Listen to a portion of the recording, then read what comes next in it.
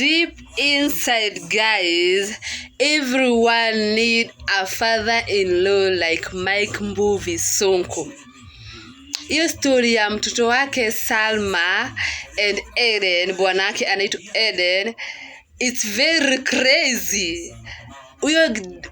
Huyo bwana ya Salma alikuwa analishwa na Sonko, food, watoto, gari, everything, rent, nini, ni Sonko alikuwa anamlisha.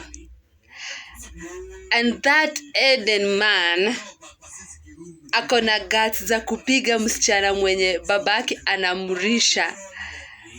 Lakini that's Mike Sonko's bodyguard. Yeah.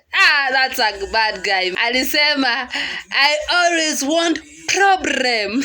Alimtwanga kofi moja ya kufungua Eden macho ache ujinga. Unapiga mtu mwenye ni source of your income, unaanza kumpiga akienda, and then huyo dem na yeye hiyo Salma is funny, anatetewa na babake, alafu bwanake sasa ametongo hiyo kofi, anaanza kusema achana na bwanangu, leave my husband alone, your husband alone. Na huyo jamaa anataka kukua my friend. Guys, we need to love ourselves.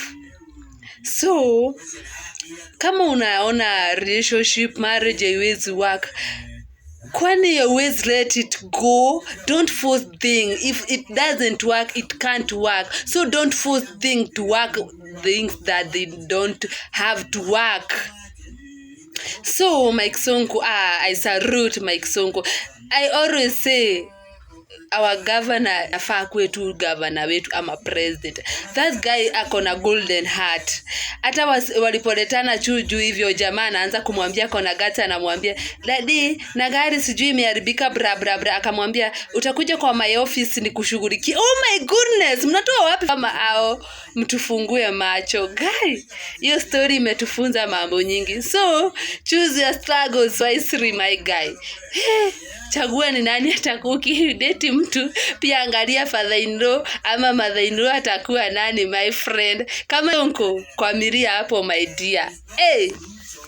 Kila mtu anataka kuwa related na Sonko, man.